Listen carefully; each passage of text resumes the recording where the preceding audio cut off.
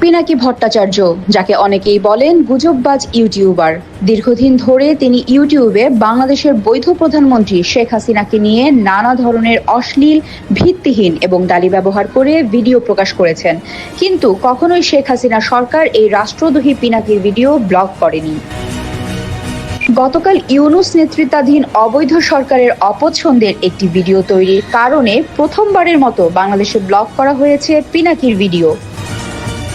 বিষয়টা নিয়ে অনেকটা হতাশা জানিয়ে পিনাকি ফেসবুকে পোস্ট দিয়ে বলে, আমার আজকের ভিডিও প্রফেসর ইউনূসের সরকার বাংলাদেশে ব্লক করে দিয়েছে, এত ডরাইলে কেমনে হবে স্যার? হাসিনাও আমার ভিডিও বন্ধ করেনি, প্রফেসর ইউনূসের সরকার করলো। বাংলাদেশের সুশীল সমাজের ব্যক্তিরা বলছেন, সবশেষ পিনাকির মতো ইউনূসের ভ্যানগার্ডও স্বীকার করলো শেখ হাসিনার আমলেই তিনি ভালো ছিলেন।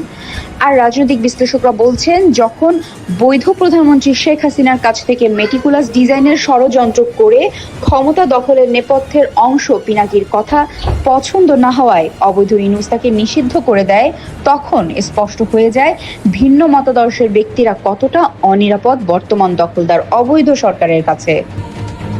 Desk report, bibangla.net।